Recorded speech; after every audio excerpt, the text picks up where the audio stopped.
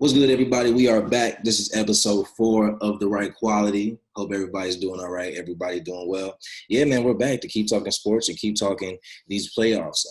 Round 2 is not officially set by all teams yet, but we have a good part of it. I think it's only 2 series left. So our predictions, for the most part, seem to be going. I think the other series will end up the way we said, barring something crazy or historic, really. Yeah. Yeah, Except Utah. yeah, except Utah. In my head, I've kind of just said Utah should win. I think I want Utah to win for 2 reasons. One, I think I became a bigger fan of Donovan Mitchell.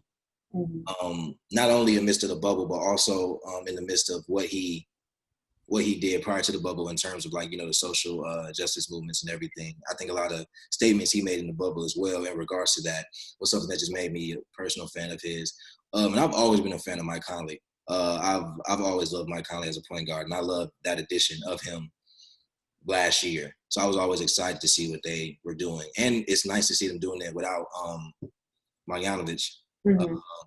Now that's Utah, right? Because who's with Indiana? Sabonis. Okay. Yeah, Demontis. So yeah, Bogdanovich, yeah, not having him but still doing what they're doing and pushing Denver this way, I think is very impressive. But yeah, so I think I just want Utah to win that series. But the way it would look, I think, of course, we would get. Well, we don't know about Utah and Denver, but we know we're going to get the Lakers and the Rockets, and more than likely, the way it's looking, I guess by tomorrow we'll all know, because it's Sunday today. But it could be Clippers versus the Jazz. Could be Clippers Nuggets. In a crazy world, maybe it's the Mavs versus one of them teams. I don't know. I don't see that, but who knows? Either way, let's just say the Clippers and the Jazz, since that's the way it looks. So as far as the West goes, do you still feel the same way as far as liking Houston in that series against LA? And then how does that other series look now that it's not Denver versus the Clippers? Is there a difference? I mean, I'm assuming we still both have the Clippers winning, but is there any difference in that series if it's a different opponent? It's not a difference in the Clippers-Utah series if Utah ends up winning. I definitely think outside of Rudy Gobert, I think that the Clippers have more of a defensive presence in the paint.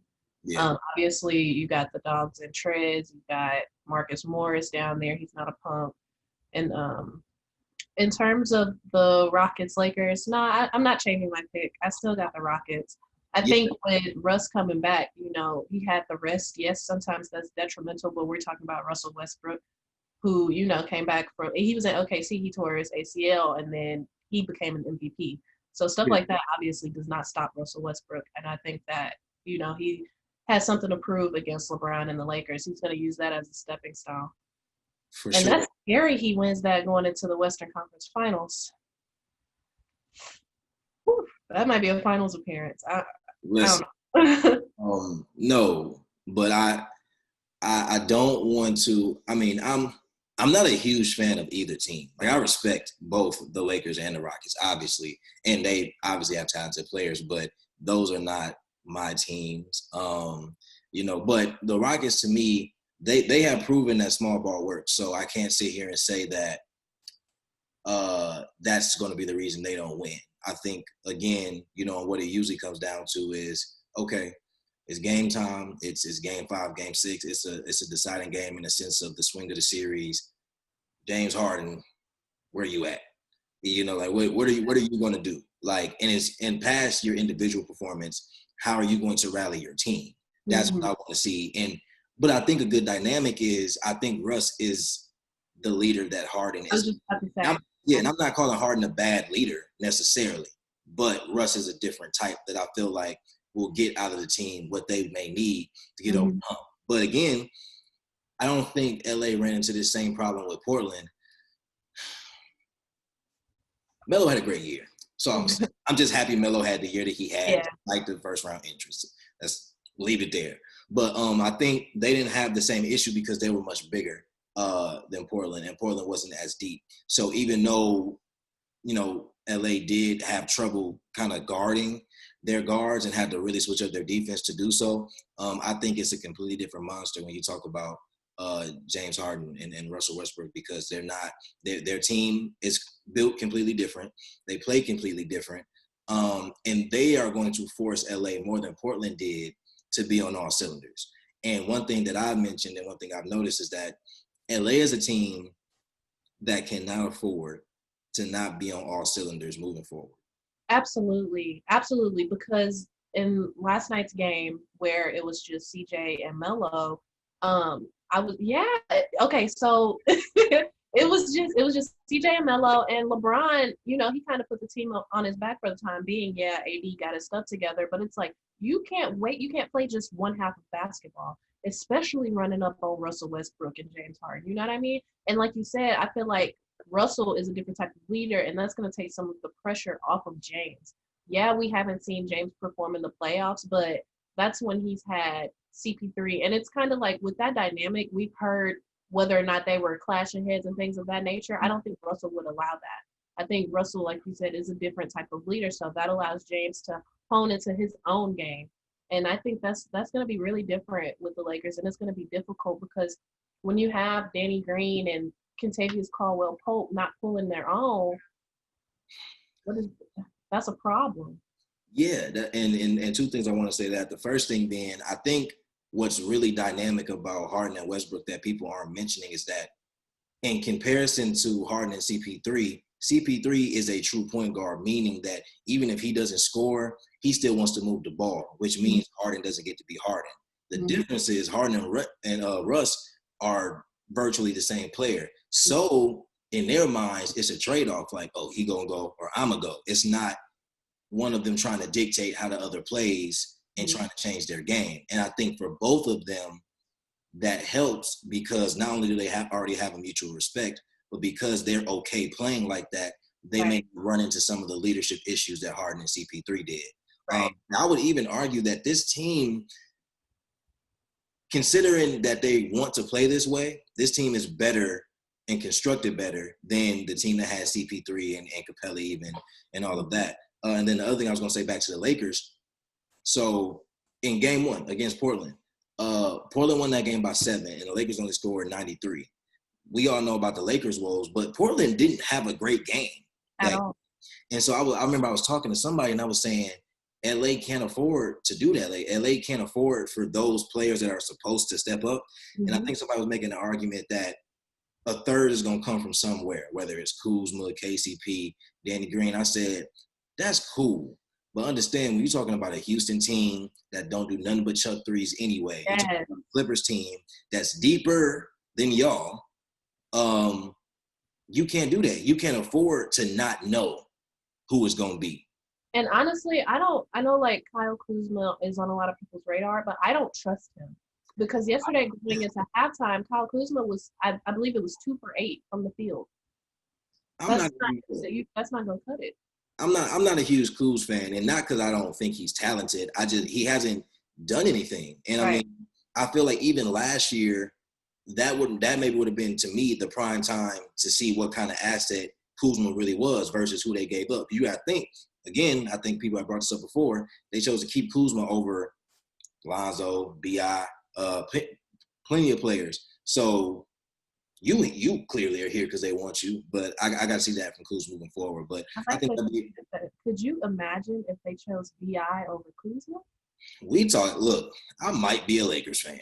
I might be a Lakers fan. Because I mean, I knew they was going to have to ship a lot of them pieces to get AD, and I think B.I. was one of them pieces that was going to have to be a part of it because of who he is. But, part of the game. But, yeah, so then I agree with you, though. So I'm still going with the Lakers in that series. But if I'm proven wrong, I would not be surprised, nor would I be mad. In the Clippers series, I agree. I feel like whoever they play will probably put up a fight. But I just think at the end of the thing about the Clippers is this, from what I've seen in their series with the Mavs, we all knew the Clippers weren't perfect. We knew they had flaws. Right. But I think they have a true advantage in the fact that Kawhi is one of very few players in the league that can actually dominate a game. Very similar to how LeBron can. So Right. if you have somebody that can carry your team, and then you know Lou Will is liable to go for 30 any game that he has the shots to do so. And if Paul George shows up like he, did at the end of this series and can give you his 25 to 30 points, you didn't beat that.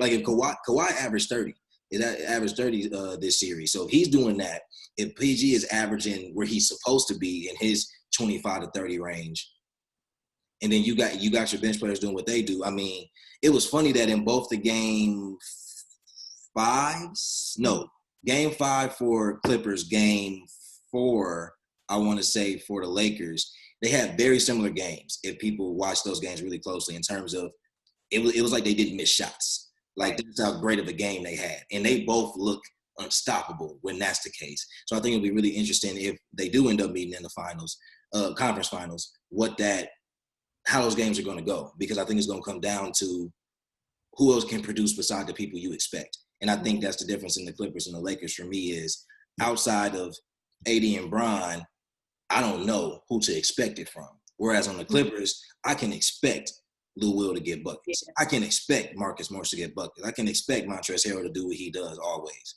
Can't do that with the Lakers. So that's kind of my hesitance with them. But Bron is Bron. So that always makes it interesting. So moving to the East, I know game 1 was actually today for Boston and Toronto. But how are you feeling about that series? I chose Boston. I believe I did. Yes, I did. Yeah. Yeah. So that game, honestly, it was surprising as far as the total score. I didn't think that Boston would win by 20. But What's Lowry's injury? He did play today. Okay. He played today. As far as specific details, I'm unsure, but he was on the floor. Fred VanVleet was obviously on the floor. But I like the way that Boston played. Boston played a really, really good game, typical Boston basketball. Daniel Tice got involved a lot. I really like that. And I think his involvement is really one of the key pieces that they're going to need if they want to get to the conference finals. But definitely like what I saw from Boston in game 1. Yeah, I didn't get a chance to watch the game today, and I was surprised by the score as well. But Boston is a team that I feel like they didn't get necessarily infinitely better from last year. I just think that there's room for players to do what they need to be doing. So there's room for Tatum and JB to be the players that they're meant to be. Kemba fits perfectly with them. As the type of guard that he is, he fits perfectly with them. They're not a big team, but in all honesty, in the East, I don't think you really need to be. And I think in general, the Rockets have proved you don't have to be a huge team to be a threat. So I don't think that's going to be a issue for them going forward because of the way they can score the ball with those 3 guards. I love Toronto in the aspect of they just work hard, man. Like they're coached extremely well. I mean, he won Coach of the Year, Nick Nurse. They're coached extremely well. They have a very solid team. They have people who can hoop. I just think that what took them over the edge, undoubtedly, last year was Kawhi. And I don't think that it's not that they're good enough or can't compete, but when they're faced with competition and they need to get over that edge, they don't have that person anymore. And I think that's going to be the biggest difference going forward. So yesterday, your Bucks closed out their series against Orlando. I know you were kind of depressed about how many points they allowed Nikola Vucevic. Listen, man, look, Vucevic is cool. He's a good player, man. I give him his props, but come on, it's the first round. There is no way that I would have ever expected any Orlando Magic player, for that matter, to be scoring the way that he was. I think, but the Bucks are just kind of built like that. They're built to where the way they play defense, he's gonna get the shots that he got. Like anybody in his position is gonna get those shots, and he was knocking them down. I mean, it didn't really matter because from a team standpoint, he wasn't carrying the team enough to make a difference. But it's still one of them things that, that I don't think you can allow that to be the case against a Miami, or a Boston. So I think that's just something they're going to have to adjust and work on.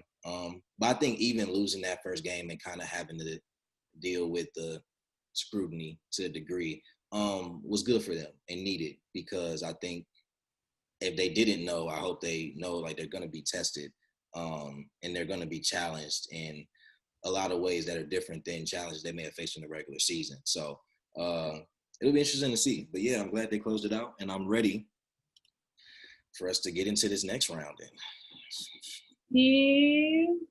Like you said, it's a whole new set of challenges. Miami did it. I Miami know. Orlando. I know.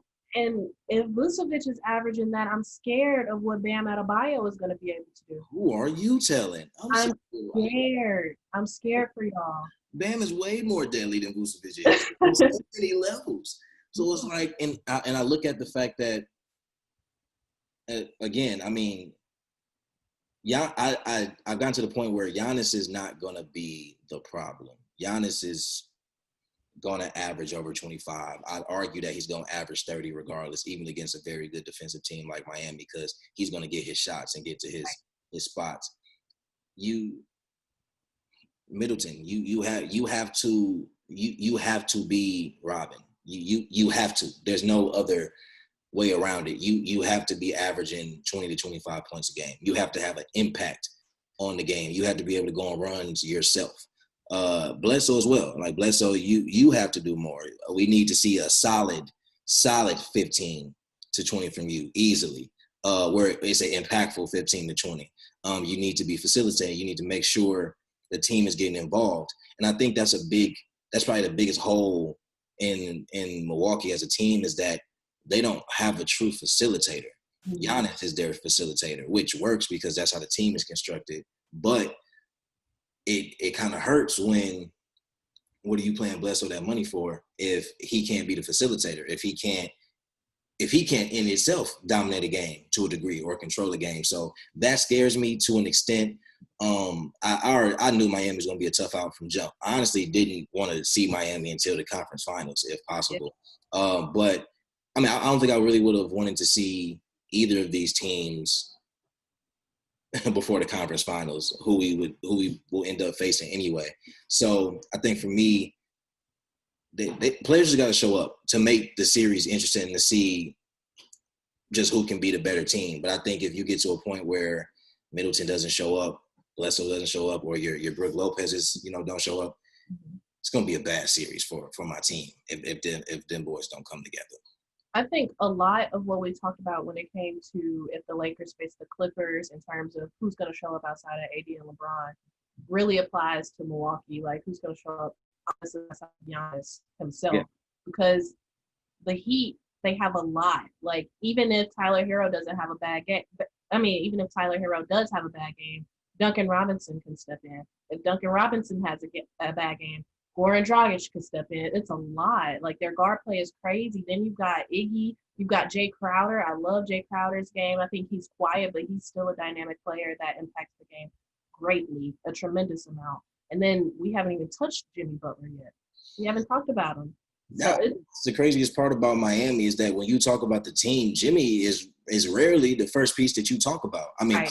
Clearly Jimmy is the leader of that team. But the fact that you can name Jimmy last, but still see the danger or threat that comes from that team is just a testament to, how scary they can be, especially when they're on all cylinders. When they're on all cylinders, they look almost unstoppable because they have some marksmen over there in Miami. You talk about Duncan Robinson, a hero. I think people forget about Kendrick Nunn.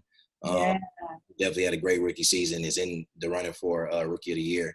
Like you said, Iggy, a vet. Jay Crowder, a vet. Dragic at this point, a vet. And Dragic is playing really great as of late. The last few games of that Indiana series, I really saw him kind of pick it up and turn it up another notch. So it's going to be interesting to see the adjustments that the teams make. I think Milwaukee will have more adjustments than Miami will. But I also look to see in this series how much Giannis will establish his dominance, or if he can have Miami at his will. I think that is probably the last piece that people need to see from Giannis to kind of really ascend him into that stratosphere of the greats of the league today. When you talk about your, Kawhis, LeBron's, AD's. I think he has to show that he can impose his will on a team and can control the game in that regard. We're seeing a glimpse of it, but I think this is a series where it's going to have to happen definitively. But yeah, I think there are a lot of ways that the Bucks can win this series. I think for people completely writing them off, that's not odd to me, but it's kind of like I wouldn't write them completely off. I get the fears that a lot of people have, but I don't think you can count out Giannis because I think the difference in Giannis from last year and this year is that Giannis needed last year. He needed to be shown that he could be stopped because I think that was the first year he felt unstoppable, and then the wall was created. So I think this is a year where he shows like, okay, I learned my lesson. Nobody's going to stop me. And I think if we see that, which I'm going to go ahead and say that we will. If we see that, I think this is definitely a series that easily goes no less than 6, in my personal opinion, and probably will go 7. Yeah. But yeah, so that, and I feel like the semifinals will be, the first round was interesting, so don't get me wrong. I don't want to downplay the first round at all. But I think the semifinals will really see who we want to see. All the players who we still want to see, who we all expect to be moving forward and fighting for a championship are all here. So I think it's really going to be time to see, okay, player against player, it's superstar against superstar. We're starting to get to that point of the playoffs now. So that's going to be really interesting to see how all of that plays out. But while we're talking about the second round, there was a couple days where the playoffs were put on hold. Yeah. Because the Bucks decided to boycott Game 5 due to the shooting that happened in Kenosha, Wisconsin, of Jacob Blake. And so, I guess first, what are your thoughts on the move? I know we texted about it when it happened, but what are your thoughts on the move, and what do you think, just in general, that move did for the NBA, and what effect do you think it had on just not only the Black community but just the world in general? No, I love the Bucks move, honestly. I love that they decided to unify and boycott that game. I think a lot of the attention was supposed to be on what happened. And a lot of players that sat out of the bubble sat out because of this very thing. Because Right. unarmed Black men and women are being targeted by law enforcement who are supposed to protect and serve. So the fact that the Bucks decided to shed light on that, even though that this entire bubble has had Black Lives Matter written all over it, I think it amplified it again, because a lot of people are, it's the playoffs, da, da, da, da, and the Bucks really shed light on it again because another situation has happened. As far as what I think it'll do for the league moving forward, I saw that a lot of the players sat down with the owners of their respective teams, and the owners came up as a collective with a few of the things that they want to do as a league. And I saw that Anthony Davis said after last night's Game 5 that if the owners aren't doing what they said that they would do, or if they don't keep their promises, then there will be another boycott. So I love the fact that the Bucks have basically created a domino effect in holding not only themselves responsible, but their team's owners as well. For sure. And I think two things. One, quick side note, I think everybody needs to be apologizing to one Kyrie Irving. I think that he was completely disrespected and disregarded. I think that there was an overreaction to his statement and what he was really trying to say because of who he is and because of the perception that's been given to him, or the perception of him, I should say.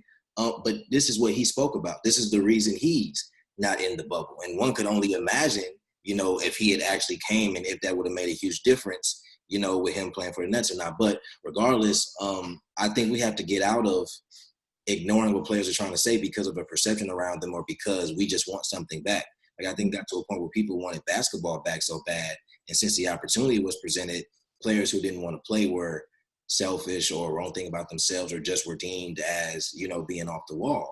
Where in the midst of him not being in the bubble, Kyrie's only been doing, social justice movements. So I think that's not that anybody will really do it, but I think we definitely, he deserved better in the midst of that context of what he was saying and his reason for not going, to the bubble. And even as far to say his ideas on a new league that's owned by players. And I know that's a far-fetched and a much different conversation, but it's not really, I mean, it's not the wildest thing you've heard, and it's not impossible. So I think people should definitely be more open-minded when it comes to those things. I think another thing is that there were comments that came out because, of course, there were multiple player meetings and things like that after boycott happened, and there were a lot of people that I guess felt blindsided by the Bucks. Felt blindsided by the Bucks doing it and not alerting the rest of the league.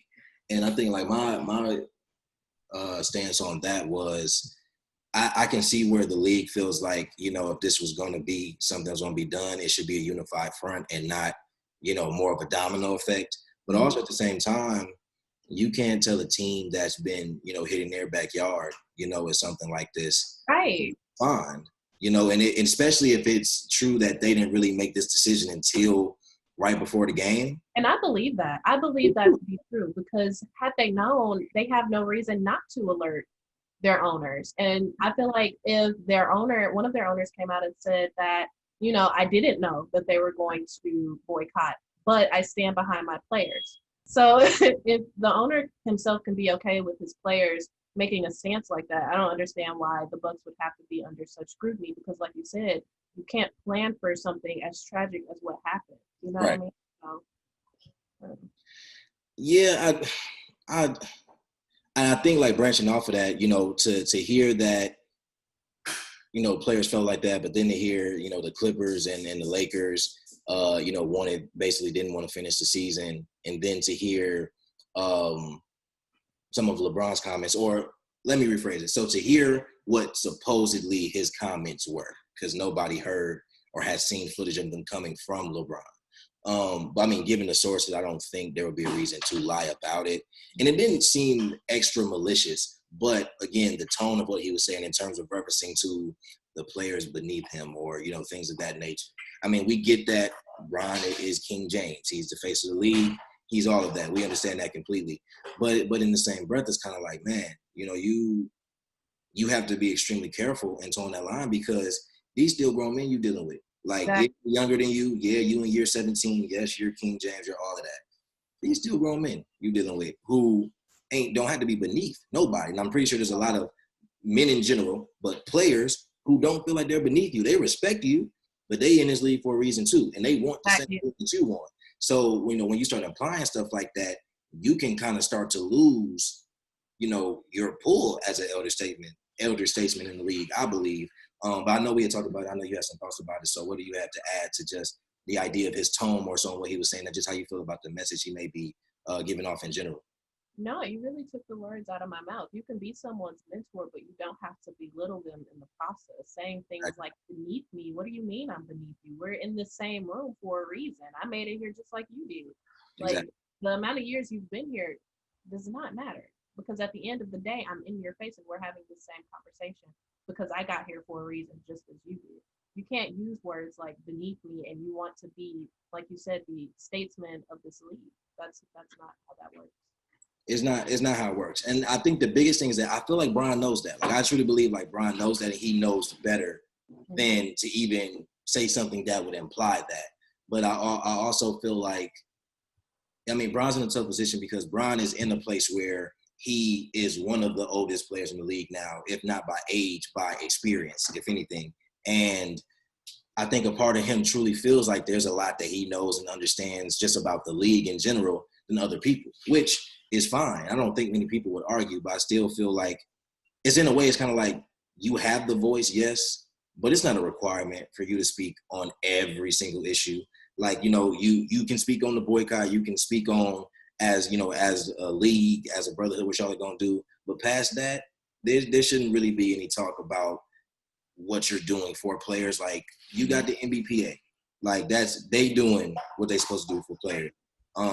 It's not your responsibility to take it upon yourself to do A, B, and C because you feel like. And I think that's kind of the line he's towing, which can be dangerous, like I said.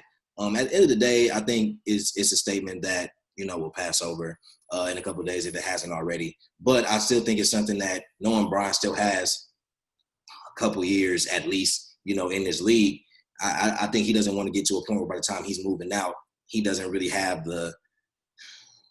he'll always have the respect, but, not have the kind of admiration and love from a lot of young players because of, making it seem like they're, beneath him. Yeah. I didn't think it'll blow over. It was an emotional conversation, I would imagine, especially in a room full of predominantly Black men. Yeah.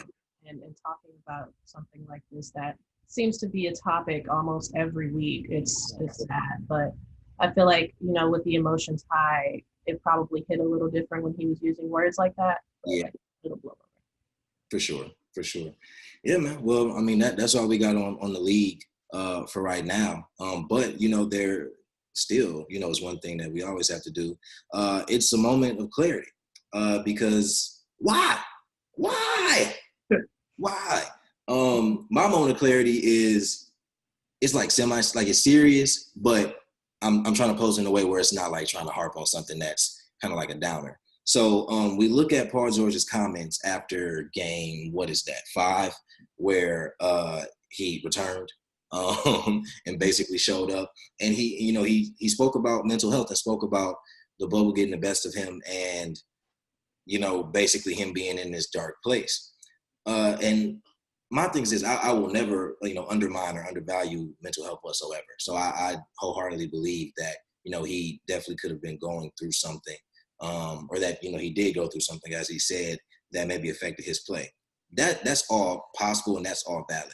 I think my moment of clarity for this is why, when you know that you can always control the narrative, like you always have the power, why wait till the game you show up?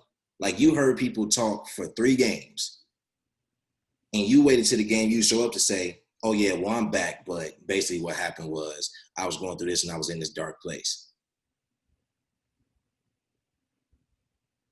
I mean, I guess to me, like, I get it, maybe it wasn't something you wanted to come out and say.